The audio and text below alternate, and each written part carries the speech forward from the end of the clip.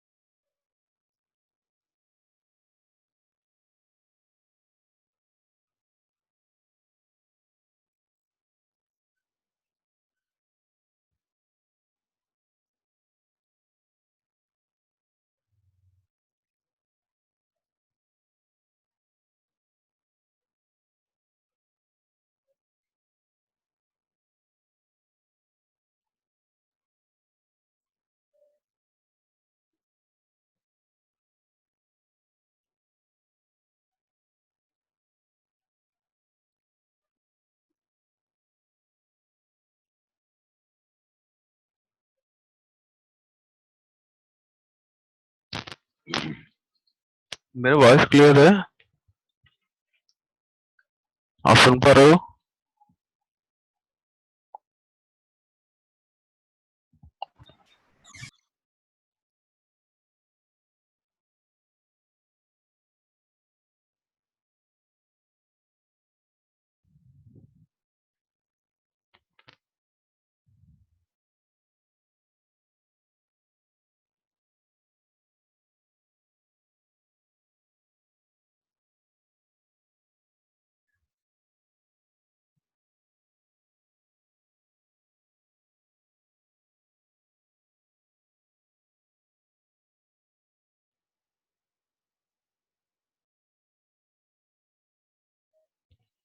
मेरा voice clear है? सुन पा रहे Yes, हो sir. कि नहीं? Hello. Yes, sir. Yes, sir. Okay. ये स्क्रीन शेयर हो रहा है क्या?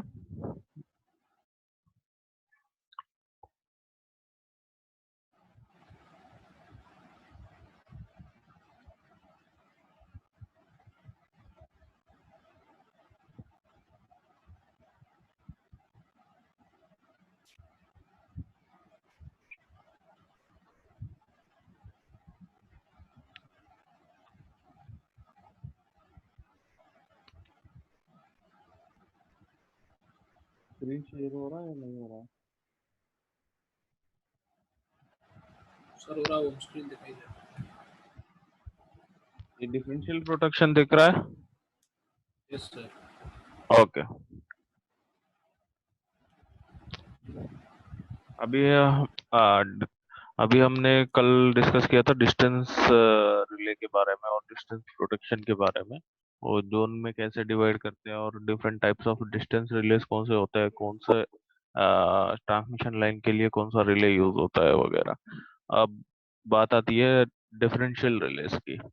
आपका डिफरेंशियल रिलेज जो है, अपने अभी तक जो ओवर करंट रिलेज था वो इतने सेंसिटिव नहीं थे। वो एक्सटिंग्विश नहीं कर पा सकते अगर हेवी लोड हो रहा है या माइनर फॉल्ट कंडीशन है। सपोज कोई माइनर फॉल्ट है तो अज्यूम कर लो आपका फॉल्ट करंट बहुत कम है। तो फॉल्ट करंट बहुत कम है, उसके लिए आपका सिस्टम इतना कैपेसिटी तो होगा कि वो टॉलरेट कर पाए। और उसके लिए ये सर्किट ब्रेकर को ट्रिप करने की जरूरत नहीं है। तो ऐसे कंडीशंस को भी डिस्टिंग्विश करना एक रिले को प्रॉपर्टी होनी चाहिए, जो आपके ओवर करंट रिले से वो पॉसिबल नहीं है। इसलिए हम जाते हैं डिफरेंशियल प्रोटेक्शन में।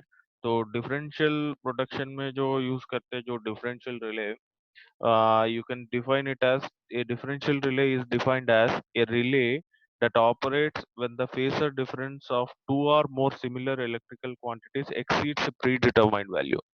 तो मतलब कोई भी डिफरेंशियल रिले है आपका, उस डिफरेंशियल रिले का हम एक वैल्यू सेट करेंगे। अगर कोई दो क्वांटिटी दो सिटी से जो करंट आ रहा है, let it be I one एक सिटी वन से आ रहा है, आई टू सिटी टू से आ रहा है, उसका जो डिफरेंस है, डिफरेंशियल का मतलब है क्या है, दो क्वांटिटीज को डिफरेंस करता है। तो उस I1 माइनस I2 अगर प्री डिटरमाइंड वैल्यू मतलब set value of the relay से एक्सीड होगा तो रिले ऑपरेट करेगा, नहीं तो नहीं ऑपरेट करेगा। तो ये एडवांटेज क्या है डिफरेंशियल रिले यूज करने से। जो ओवर करंट रिले क्या होता है कि सपोज कभी थोड़ा लोड ज्यादा हो गया तो आपका करंट का मैग्नीट्यूड बढ़ जाएगा, लेकिन वो फॉल्ट है ही नहीं। रिले का जो प्रॉपर्टी होना चाहिए जो सिर्फ फॉल्ट पे ऑपरेट करे।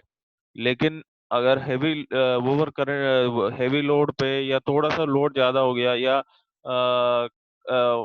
छोटा सा माइनर फॉल्ट आ गया तो उस पे आपका उस करंट मैग्नीट्यूड से आपका कोई ऐसा नुकसान नहीं हो रहा है सिस्टम में, तो फिर भी वो ऑपरेट करे। वो ऐसा नहीं होनी चाहिए रिले, ऐसे इतनी एक्यूरेट होना चाहिए, इतनी फास्ट होनी चाहिए तो वो सिर्फ फॉल्ट और फॉल्ट्स के लिए ही ऑपरेट करे। और जो नॉर्मल जो टेम्पररी कंडीशंस होती है, जैसे आपने ट्रांसफार्मर ले लिया, ट्रांसफार्मर के स्टार्टिंग में आपका जो करंट आता है वो बहुत ज्यादा होता है, वो भी with for very very very short time. तो उस करंट के लिए ये ऑपरेट नहीं करना चाहिए, क्योंकि वो फॉल्ट है ही नहीं, वो इनरश करंट है। जब भी आपका ट्रांसफार्मर शुरू होता है तो उसका जो स्टार्टिंग करंट होता है वो मैक्सिमम होता है, उसको बोलते हैं magnetic inrush current. This inrush current is not to be treated as fault. अगर उसको भी फॉल्ट की तरह ट्रीट कर रहा है तो relay is not that much able to having that much ability to consider which is fault which is not.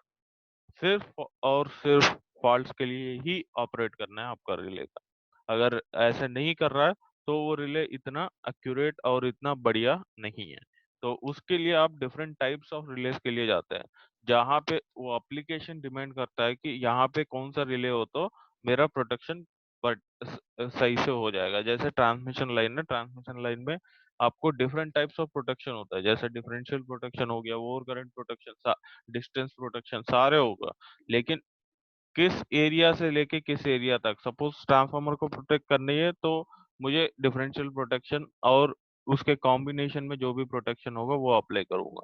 Depends on the application, you depending on the application you will decide which type of protection कहाँ पे feasible होगा। that application will tell you the production you need to implement। अब बात आई, इसकी बात आई differential release की। Differential release कहाँ पे यूज करना है ये तुम्हें कैसे पता चलेगा कि डिफरेंशियल रिलेज यहाँ पे यूज कर सकते हैं, डिफरेंशियल प्रोटेक्शन यहाँ पे यूज कर सकते हैं। दैट डिपेंड्स ऑन, अगर आपका उस वाले कंडीशन है, कोई एक सिस्टम है वहां पे नॉर्मली लोड ज्यादा होने की वजह से करंट का मैग्नीट्यूड बढ़ जाता है, तो उस केस में आप ओवर करंट रिले यूज करोगे, बार बार ट्रिप करता रहेगा। बार बार ट्रिप करना भी गलत है, जहां पे जरूरत है तब ट्रिप नहीं किया तो भी गलत है। आपको जब जरूरत है तब ट्रिप करना चाहिए, वो एक पर्टिकुलर रिले का प्रॉपर्टी होनी चाहिए। तो उसके लिए आप डिफरेंशियल प्रोटेक्शन यूज कर सकते हो, क्योंकि वो डिफरेंस इन द क्वांटिटीज पे डिपेंड करता है। तो कैसे डिपेंड करता है वो हम आगे डिस्कस करते हैं। तो coming to the actual definition,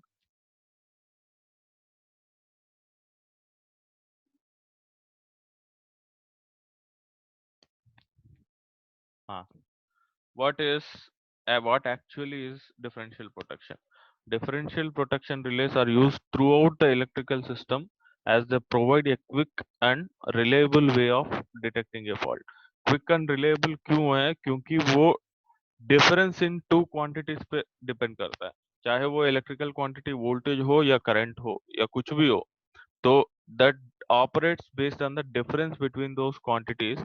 तो उसका एक्यूरेसी बहुत ज्यादा होता है, neither depending on only one single quantity. अगर वो ज्यादा हो गया तो ऑपरेट ना करे, उसकी वजह से वो ये कैसे ऑपरेट करता है, this रिलेस will operate based on the difference between those currents flowing through that particular protection a particular system you can say. तो उसका एप्लीकेशंस क्या है, डिफरेंशियल रिले आप कहाँ कहाँ पे यूज कर सकते हो। आपको पता है पावर सिस्टम में डिफरेंट इक्विपमेंट्स होता है, जैसे बस बार हो गया, फीडर हो गया, जनरेटर हो गया, ट्रांसफार्मर हो गया। इन सारे चीजों में आप डिफरेंशियल प्रोटेक्शन यूज कर सकते हो।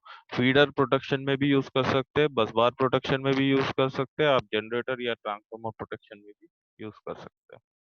तो आप let us look at a simple feeder circuit. यहाँ पे एक फीडर सर्क्यूट है, आप देख पा रहे हो।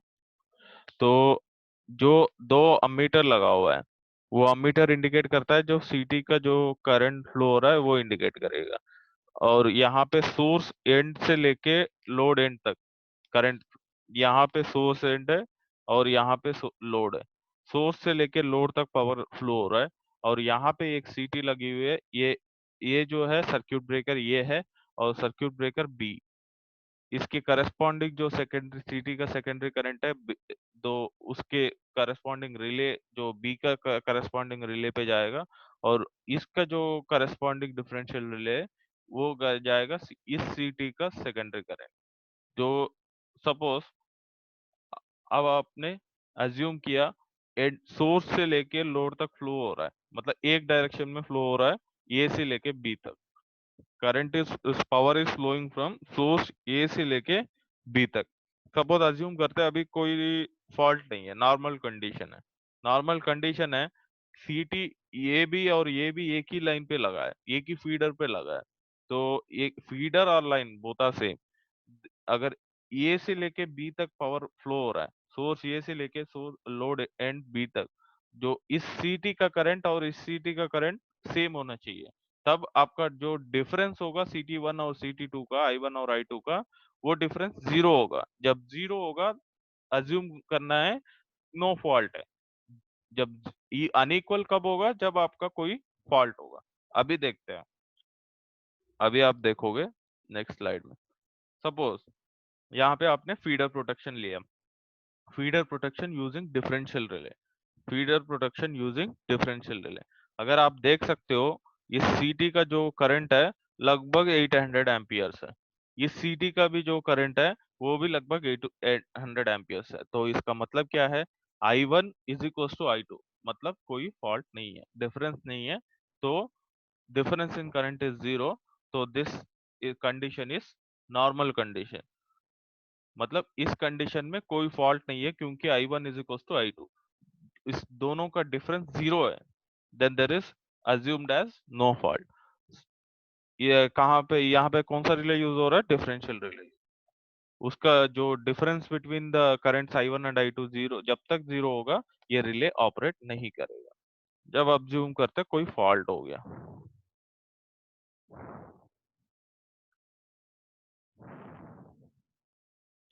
हाँ यहाँ पे देख सकते हो IA is equal to IB। IA क्या है, इसका जो करस्पॉन्डिंग करंट है, IB क्या है, इसका जो करस्पॉन्डिंग करंट है।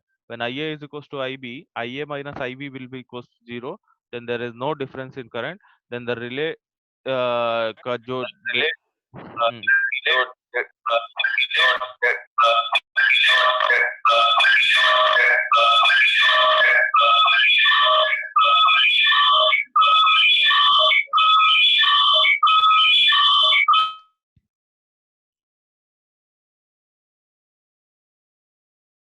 वॉइस आ रहा है क्या? Yes sir. अजीब सा है अभी। IA is equals to IBA, then there is no fault and I difference between this is zero। यहाँ पे डिफरेंशियल रिले का जो प्री डिटरमाइंड वैल्यू से ये ऑब्वियसली कम होगा, जीरो मतलब। ये मेरा वॉइस मुझे ही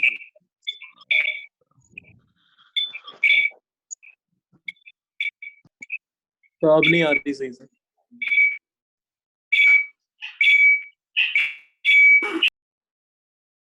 अब आ रहा है? यस सर अब आ रही।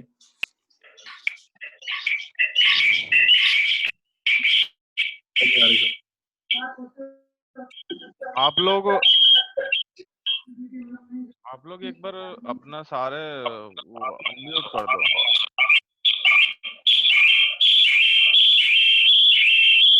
अरे यार,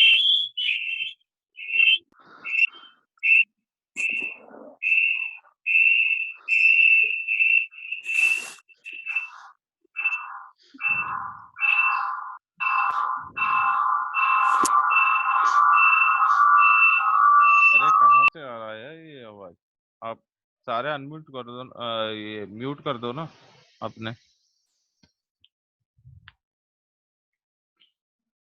आ रही है आवाज?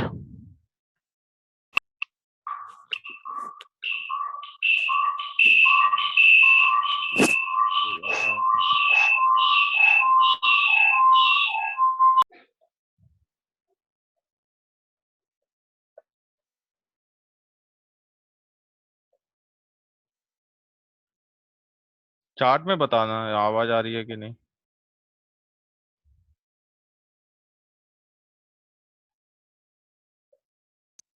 आ रही है सर।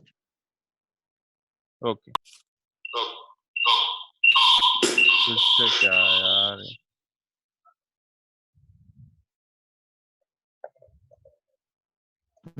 सर किसी चीज और चीज की आवाज आ रही है, आपकी नहीं। वही मैं बोल रहा हूँ, आप लोग सारे म्यूट कर दो अपना।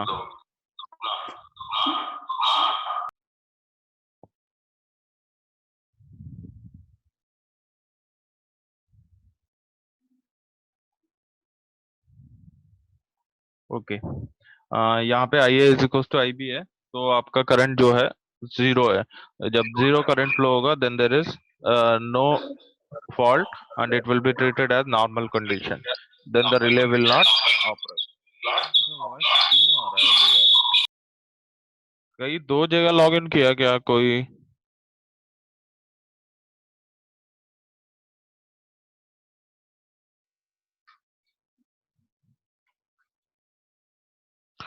नाउ अज्यूम करते हैं आपका यहाँ पे फॉल्ट हुआ जो लोड बी के राइट साइड में, मतलब this is an external fault. For external fault then जो पहले जो करंट था,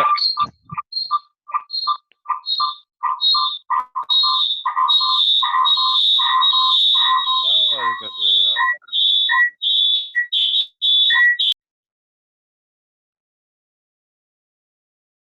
अब क्लियर है?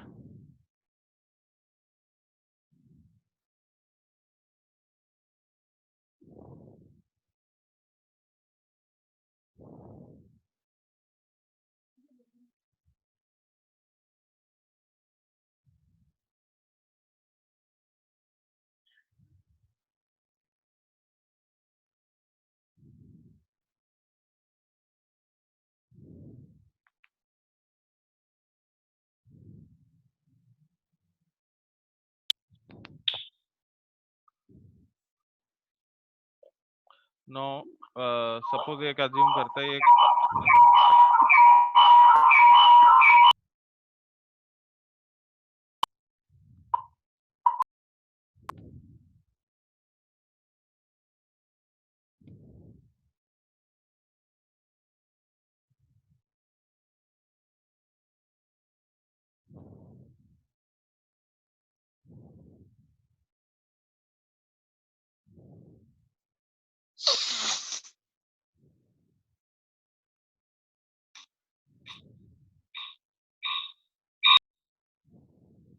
हाँ, अभी यहाँ पे एक एक्सटर्नल फॉल्ट हुआ, तो एक्सटर्नल फॉल्ट होने की वजह से आपका जो सेकेंडरी का जो करंट है उसका मैग्नीट्यूड एकदम से बढ़ जाएगा। जब ये आपका मैग्नीट्यूड बढ़ जाएगा तो आप ऑब्जर्व कर सकते हो जो आपका I A is equal not is equal to I C I B. Sunil अपना वीडियो बंद करो यार, ऑडियो बंद करो और वीडियो बंद करो बस। जस्ट अनम्यूट म्यूट कर दो। सुनील सिंह। नो।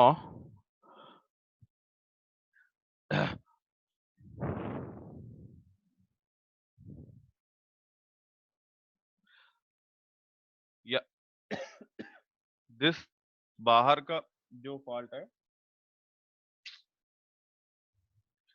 इसको बोलते हैं थ्रो फॉल्ट। जब थ्रू फॉल्ट है, जो बाहर का फॉल्ट है, तो यहाँ पे जो करंट जाएगा वो भी यहाँ पे जाएगा। शॉर्ट सर्क्यूट का मतलब क्या होता है? Whole current will pass through this value. तो ये अगर बाहर का कोई फॉल्ट हुआ तो ये प्रोटेक्शन जो है ये दोनों का करंट फिर से बढ़ जाएगा। दोनों का करंट क्यों बढ़ेगा? क्योंकि फॉल्ट यहाँ पर है, ना कि ये इन दोनों के बीच में। जब फॉल्ट बाहर है तो CT1 का जो भी करंट है और CT2 का जो भी करंट है उसका मैग्नीट्यूड तो बढ़ेगा, लेकिन दोनों का बढ़ेगा। तो फिर भी आपका IA is equal to IB होगा। when there is IA is equals to IB, IA minus IB will be equals to 0 which is less than the predetermined value, then आपका ट्रू फॉल्ट के लिए ये रिले ऑपरेट नहीं करेगा, क्योंकि इन दोनों का डिफरेंस जब होगा तब वो वैल्यू, अगर pre determined value of this differential relay exceed होगा तब भी आपका ऑपरेट होगा, अदरवाइज नहीं ऑपरेट होगा। तो इसका मतलब आप यह कह सकते हो कि अगर फीडर सर्क्यूट में मैंने डिफरेंशियल रिले यूज किया तो आई यहाँ पे कोई थ्रू फॉल्ट हुआ या एक्सटर्नल फॉल्ट हुआ तो उसके लिए मेरा रिले ऑपरेट नहीं करेगा। सपोज अज्यूम करते फॉल्ट इन दोनों के बीच में है, सपोज यहाँ पे अज्यूम करते बीच में एक फॉल्ट हुआ, तो बीच में एक फॉल्ट हुआ तो यहाँ पे जो करंट होगा वो सारे इस तरफ आ जाएगा। तो ये सिर्फ अमीटर वन मतलब CT1 का जो करंट है वो मैक्सिमम पे पहुंच गया, लेकिन CT2 का लगभग उतना ही है जो पहले था। तो इसका मतलब है this differential relay, this IA is, अब अगर आप यहाँ देखोगे तो IA और IB क्या है, डिफरेंस है। IA और IB का डिफरेंस की वजह से ये आपका फॉल्ट जो है यहाँ पे ट्रिप हो जाएगा। जब ट्रिप कब होगा, when there is difference in current. तो अब कौन सा रिले ट्रिप होगा इस फॉल्ट के लिए, क्योंकि जिसका मैग्नीट्यूड ज्यादा है, तो CT1 का मैग्नीट्यूड ज्यादा है। 800 था नॉर्मल कंडीशन में, फॉल्ट कंडीशन में आपका हो गया 2000। जब 2000 हो गया तो आपका मैग्नीट्यूड बढ़ गया, तो इन दोनों का डिफरेंस क्या हो गया, 2000 minus 800, it will be around 1200 amperes. This 1200 amperes is the difference between IA as well as IB. This difference if exceeds the predetermined value, this 1200 amperes is CT primary का। अगर CT आपने 100/1 का लगाया CT यहाँ पे, तो 1200 amperes क्या हो गया, 120 amperes will flow ऐसे। जो 120 amperes अगर greater than the predetermined value है तो obviously it will be greater, then your relay will start operating. जब, तो इससे क्या समझ आया आपको, ट्रू फॉल्ट या एक्सटर्नल फॉल्ट के लिए IA is equal to IB होगा तो डिफरेंशियल रिले का कोई मतलब नहीं है। तो एक्सटर्नल फॉल्ट के लिए हमें दूसरा प्रोटेक्शन पे जाना पड़ेगा instead of this differential protection, क्योंकि अगर मैं डिफरेंशियल प्रोटेक्शन एक्सटर्नल फॉल्ट्स के लिए यूज करूं तो फॉल्ट कहीं भी हो सकता है, एक्सटर्नल भी हो सकता है या इंटरनल भी हो सकता है, थ्रू फॉल्ट भी हो सकता है, इंटरनल फॉल्ट भी हो सकता है। लेकिन इंटरनल फॉल्ट के लिए मैं डिफरेंशियल रिले प्रीफर करूंगा, एक्सटर्नल फॉल्ट के लिए मैं दूसरा प्रोटेक्शन प्रीफर करूंगा, ये है इसका मतलब। So for internal fault, I will prefer differential relay because this will be accurate and precise for internal faults. Whereas for external faults, I will go for another protection. ये दोनों protection को मैं overlap करूंगा ताकि अगर external भी fault हुआ तो operate करे मेरा कोई भी दूसरा रिले, और internal fault हुआ मेरा differential relay operate करे। इस तरीके से आप protection करेंगे। तो यहाँ पे ट्रिप का सिग्नल आ जाएगा, तो सर्क्यूट ब्रेकर ये ट्रिप हो जाएगा और सर्क्यूट ब्रेकर बी भी ट्रिप हो जाएगा, क्योंकि यहाँ पे करंट का मैग्नीट्यूड कम हो गया, यहाँ पे करंट का मैग्नीट्यूड डिफरेंस आ गया। तो ये कुछ भी हो सकता है, मे बी यहाँ पे अमीटर इस वाला करंट पे ज्यादा हो जाए, सपोज यहाँ पे फॉल्ट अकर हुआ, हो सकता है कि इसका करंट इस तरफ फ्लो हो जाए और या ये इस तरफ फ्लो हो जाए, कुछ एनीथिंग में भी पॉसिबल। तो depending on the ammeter values, उसका CT का जो सेकेंडरी में जो डिफरेंशियल रिले होगा उसके करस्पॉन्डिंग रिले ही ऑपरेट करेगा। मतलब यहाँ से यहाँ तक आइसोलेट हो सकता है या यहाँ से यहाँ तक आइसोलेट हो सकता है। Anything may happen or both may trip, that depends on the value of this CT carry. This CT carries maximum current, then obviously this will trip. If this CT carries the maximum current, this will trip. अगर difference in current exist होगा और वो value अगर pre determined value of that differential relay होगा, तभी आपका relay जो है ऑपरेट करेगा। नाउ फुल्ली इंटरकनेक्टेड सिस्टम मतलब एंड ए के बाद भी आपका पावर फ्लो हो रहा है और एंड ए से पहले भी पावर फ्लो हो रहा है। इससे पहले क्या था, यहाँ पे सोर्स था, यहाँ पे लोड था। जब हम लोड की बात करेंगे, लोड के बाद कुछ नहीं है, तो यहाँ पे फुल्ली इंटरकनेक्टेड नहीं है। तो मतलब इस तरफ भी पावर फ्लो हो रहा है, यहाँ पे भी पावर फ्लो हो रहा है। ऐसे वाला एक फीडर सर्क्यूट लेते हैं। फीडर प्रोटेक्शन लिया जिसमें हमने डिफरेंशियल रिले ऑपरेट किया। तो अज्यूम करते हैं यहाँ पे भी पावर फ्लो हो रहा है, यहाँ पे भी पावर फ्लो हो रहा है, तब आपका डिफरेंशियल रिले कैसे ऑपरेट करेगा। जस्ट लाइक एक एग्जांपल ले लेते हैं। यहाँ पे जनरेटिंग स्टेशन है, यहाँ पे आपका BCD जो लोड है, जब आपका जनरेटिंग स्टेशन से ये डिफरेंट इंटरकनेक्शन से वजह से यहाँ पे B पे भी और C पे भी, D पे भी, ये सारे इंटरकनेक्टेड सिस्टम्स है। एक मतलब power is from this to this और power can be from this to this anything. अगर ये एरो डायरेक्शन देखोगे, यहाँ पे भी पावर फ्लो होगा और इस तरफ भी, मतलब it will be in both directions. The power flow will be, this type of system is called interconnected system. यहाँ पे सारे लोड्स है, बी के करस्पॉन्डिंग लोड्स है, और ये सबस्टेशन है, जो ये वाला है ये सबस्टेशन है, और ये सबस्टेशन है, ये एक सबस्टेशन है।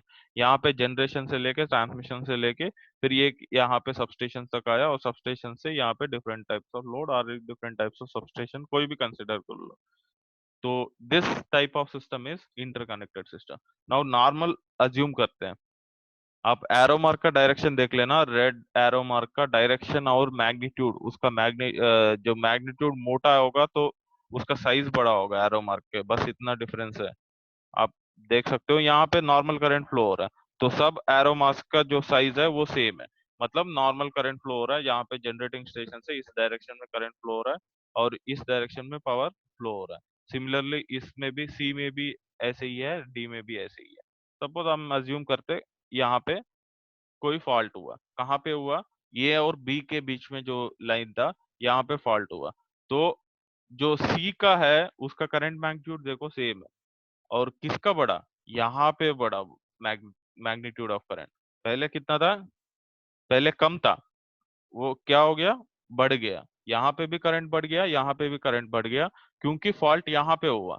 तो फॉल्ट जहां पे होता है there nothing but a short circuit, तो मैक्सिमम करंट उसी वे में फ्लो होगा। Instead of this and this, जो यहाँ पे जो करंट जाना था वो भी सारा इसमें फ्लो हो जाएगा। जब इसका मैग्नीट्यूड फ्लो हो गया तो ये दोनों का करंट जो है बढ़ गया। ये दोनों का करंट जो बढ़ने की वजह से आपका जो डिफरेंस इन करंट्स है CT1 और CT2 का, उसका डिफरेंस की वजह से आपका प्री डिटरमाइंड वैल्यू से वो एक्सीड हो गया, तो आपका रिले ऑपरेट करने लगेगा। सपोज एक और दूसरा पॉसिबिलिटी है, कोई भी इसकी वजह से कहीं भी आपका करस्पॉन्डिंग, सपोज बी है, सी है या डी है, कहीं पे भी आपका मैग्नीट्यूड करंट बढ़ गया, तो यहाँ पे देख सकते हो, यहाँ पे बढ़ गया और यहाँ पे इंक्रीज हुआ, और ये दोनों ठीक है, तो उस करस्पॉन्डिंग इस रिले ऑपरेट करेगा। करस्पॉन्डिंग यहाँ पे जो रिले और सर्क्यूट ब्रेकर का कॉम्बिनेशन होगा वो ऑपरेट करेगा। इसका जो करस्पॉन्डिंग रिले और सर्क्यूट ब्रेकर होगा वो ऑपरेट करेगा। That will be decided on the fault, which type of fault, which is the what is the magnitude of fault current that is flowing, that will decide कि कौन सा circuit breaker कहाँ पे trip होगा, अगर वो difference in value will be greater than the pre determined value. Now एक fully interconnected system हमने अभी कंसिडर किया था, यहाँ पे भी फ्लो हो रहा है पावर, यहाँ पे भी फ्लो हो रहा है, तो नॉर्मल कंडीशन है, कोई फॉल्ट नहीं है। तो यहाँ पे करंट लगभग आई ए 800 एम्पियर्स है, यहाँ पे भी करंट लगभग 800 एम्पियर्स है, तो I A is equal to I B, then there is no fault, I A minus I B आपका 0 है। नाउ एक अज्यूम करते थे, हाँ यहाँ पे फॉल्ट आ गया बीच में, इस फॉल्ट को इंटरनल फॉल्ट बोलते हैं। तो आपका IA का मैग्नीट्यूड भी बढ़ गया, IB का मैग्नीट्यूड भी बढ़ गया, तो there is difference between IA and IB। If this IA minus IB is greater than 0, then it will greater than the predetermined value of that relay, then it will operate, otherwise it won't operate। now आप बताओ, ये condition आया कि IA जो है 2000 पहुंच गया, ये भी 2000 पहुंच गया, लगभग दोनों सेम हो गया, तो इन दोनों का डिफरेंस भी आपका, क्योंकि दोनों साइड पावर फ्लो हो रहा है ना, उस केस में जो प्रीवियस केस था यहाँ से यहाँ तक ही फ्लो हो रहा था, जब आपका IA का मैग्नीट्यूड बढ़ गया था IB का मैग्नीट्यूड ऐसे ही था, तो उस वजह से आपका डिफरेंस इन करंट एग्जिस्ट हुआ। तो यहाँ पे क्या हो गया, दोनों तरफ पावर फ्लो हो रहा है, तो अगर यहाँ पे शॉर्ट सर्क्यूट है, यहाँ से भी पावर आ रहा है, इस तरफ आ जाएगा, और यहाँ से भी जो भी करंट जो है वो इस तरफ आ जाएगा। दोनों तरीके से करंट ज्यादा बढ़ जाएगा और यहाँ पे आ जाएगा शॉर्ट सर्क्यूट, मतलब फॉल्ट में। जब यहाँ तब होगा, तब यहाँ पे भी 2000 एम्पियर्स लगभग, यहाँ पे भी 2000 एम्पियर, तो इन दोनों का डिफरेंस भी ज्यादा फर्क नहीं है। तो अगर वो प्री डिटरमाइंड वैल्यू से एक्सीड होगा तो ऑपरेट करेगा, अदरवाइज नहीं ऑपरेट करेगा।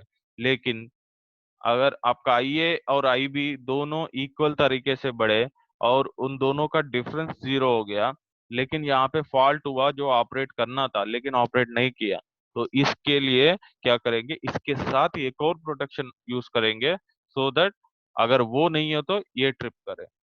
तो such that this A side circuit breaker will also be tripped, B side also tripped। जब सिर्फ और सिर्फ A की डिफरेंशियल प्रोटेक्शन यूज करेंगे तो उस केस में क्या होगा, आपका जो प्री डिटरमाइंड वैल्यू से कम होगा, क्योंकि आई ए और आई बी दोनों बढ़ रहा था। आई ए और आई बी दोनों 2000 मान लो, 2000 माइनस 2000 इज जीरो। तो डिफरेंस इन करंट्स अगर एग्जिस्ट ही नहीं कर रहा तो डिफरेंशियल प्रोटेक्शन फेल हो गया। जब आपका सोर्स एनडीए से एंड से भी, ये ए से भी पावर फ्लो हो रहा है, बी से भी पावर फ्लो हो रहा है, उस केस में क्या है, आपका डिफरेंस इन करंट्स अगर जीरो है तो ऑपरेट नहीं कर रहा। तो उस केस में क्या करेंगे, फुल्ली इंटरकनेक्टेड सिस्टम में even for internal faults we'll use one more type of protection along with this differential protection. That application will decide which type of protection can be used for this. No, लूटो बस bar protection देखते हैं। बस बार क्या है, बस बार, what is meant by बस बार, क्या होता है बस बार? पढ़ा होगा ना पावर सिस्टम में, कोई हो या नहीं हो, भाग गए सारे।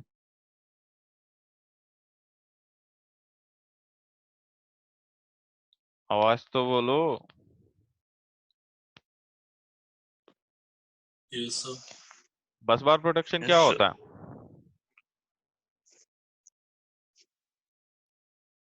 What is bus bar, definition क्या है बस बार का?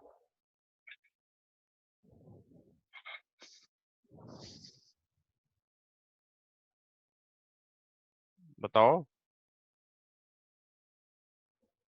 बस bar is a constant voltage and frequency one, मतलब उसका वोल्टेज और फ्रीक्वेंसी जो है वो कांस्टेंट होता है, वो होता है आपका बस बार। अगर उसमें वोल्टेज का डिफरेंस होगा जब आपका कोई फॉल्ट होगा, तो सॉरी उसका जो भी डिफरेंस होगा, जो करंट और वोल्टेज और power, that will be based on the fault occurring. और ये देख लिया, ये है आपका बस बार। अगर एक सेकंड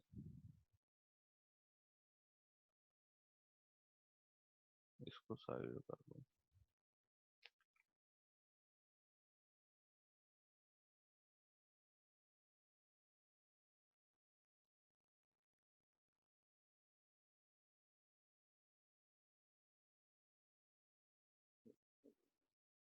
हाँ,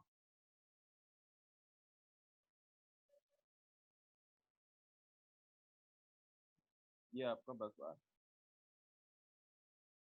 इसको प्रोटेक्ट कैसे करते हैं? सपोज कोई फॉल्ट नहीं है, ये आपका बस बार, तो फॉल्ट नहीं है, जो इनकमिंग करंट है ये इनकमिंग बस बार है, ये आउटगोइंग बस बार है। जो incoming is plus sum of the, जैसे केसीएल है, I A plus I B plus I C plus I D plus I E, अगर इन दोनों सारा इक्वल टू जीरो हो गया, then there is no fault. Bus bar protection में क्या होता है, the sum of the magnitude of all the currents that is flowing from incoming as well as outgoing, जैसे हमने केसीएल में पढ़ा था। केसीएल क्या बोलता है कि sum of the incoming as well as outgoing current should be equals to zero. तो यहीं पे भी same, I A plus I B plus I C plus I D plus I E is equals to zero, where I A is the current flowing through this I B I C as well as I D and I E. यहाँ पे ये outgoing है, यहाँ पे outgoing है, sorry ये deliver कर रहा है, ये भी डिलीवर कर रहा है, और इसका करंट मैग्नीट्यूड है वो दूसरा है, और इसका करंट मैग्नीट्यूड है वो डाउनवर्ड्स है, और फिर ये अपवर्ड्स है। तो आईसी एंड आईई का मैग्नीट्यूड एक होगा, और IA as well as IB as well as ID का मैग्नीट्यूड एक होगा। तो यहाँ पे जो करंट फ्लो हो रहा है लगभग something like 3000 1000 amperes like that. यहाँ पे भी समथिंग लाइक 1000 एम्पियर्स, यहाँ पे भी इन दोनों का सम और इन दोनों का सम, इन दोनों का सम और इन दोनों का डिफरेंस, ये डिफरेंस से मैच हो रहा है। तो आपका total I A plus I B plus I C plus I D plus I is equal to zero. अगर इसको पॉजिटिव ले लो तो इसको नेगेटिव ले लो, इसको पॉजिटिव ले लो तो इसको नेगेटिव ले लो, बस। वो आपका टोटल करंट जो है वो जीरो है। जब आपका टोटल करंट जो जीरो है, sum of the incoming as well as outgoing current, then there is no fault. Suppose एक अज्यूम कर लो ये यहाँ पे फॉल्ट आ गया, कहाँ पे आया, एक बी वाली जगह, जहाँ पे बी है यहाँ पे फॉल्ट आ गया। तो यहाँ पे फॉल्ट आ गया तो आपके किस किस का मैग्नीट्यूड बढ़ गया, इसका मैग्नीट्यूड लगभग सेम है, इसका मैग्नीट्यूड बढ़ गया, और इसका मैग्नीट्यूड बढ़ गया, इसका मैग्नीट्यूड बढ़ गया, और इसका मैग्नीट्यूड बढ़ गया। आप एमीटर रीडिंग देख सकते हो, यहाँ पे ऑलमोस्ट लास्ट तक पहुंच चुका है। यहाँ पे भी एमीटर का रीडिंग देखो, यहाँ पे लास्ट तक पहुंच चुका है। यहाँ पे मैक्सिमम करंट फ्लो हो रहा है, यहाँ पे नॉर्मल करंट फ्लो हो रहा है। तो इसको ट्रिप करने की जरूरत नहीं है, हमें क्या ट्रिप करना है, जहां पे magnitude of current is higher. तो तो this should not be trip. और यहाँ पे ये इसको ट्रिप कर दिया और इसको ट्रिप कर दिया, ओपन कर दिया by using relay circuit breaker combination.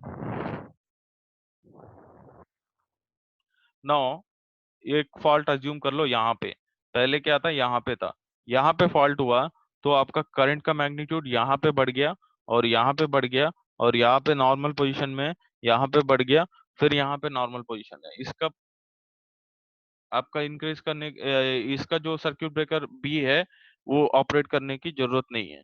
तो यहाँ पे सिर्फ वही ऑपरेट करेगा जिसका सीटी जो है मैक्सिमम करंट फ्लो हो रहा है, द मैक्सिमम मतलब उसका जो डिफरेंस है प्री डिटरमाइंड वैल्यू से ज्यादा हो। नाउ कमिंग टू, अब यहाँ पे क्या हो गया, पहले क्या था जब फॉल्ट नहीं था, I A plus I B plus I C plus I D plus I E is equal to zero था। अब I A plus I B plus I C plus I D plus I E is not equal to zero. So यहाँ पे कौन सा fault हुआ, यहाँ पे बस बार पे फॉल्ट हुआ। तो बस बार को प्रोटेक्ट करने के लिए जब हम डिफरेंशियल रिले यूज करेंगे, उस type of protection is bus bar protection by using differential relay, जो जहां पे I A plus I B plus I sum of all the current magnitude incoming as well as outgoing is not equal to zero. When this is possible, then if it exceeds, अगर not equal to zero मतलब कोई तो value होगा, suppose मान लेते हैं एक 2 amperes या 3 एम्पियर्स वैल्यू है। अगर मैंने डिफरेंशियल रिले का सेट वैल्यू सेट किया 1 एम्पियर, अगर 1 एम्पियर से 1.2 एम्पियर्स भी इसका डिफरेंस जो फ्लो होगा आपका रिले ऑपरेट करेगा, अदरवाइज रिले वोंट ऑपरेट। तो इस केस में आपका क्या हो गया, आपका relay will operate because this is not equal to zero.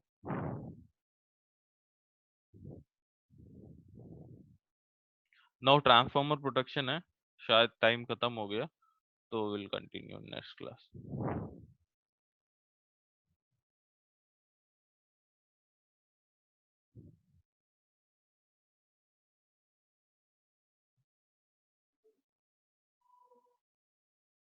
आपका वीडियो खत्म हो गया, ये चल रहा है, चल रहा है तो कंटिन्यू करते हैं।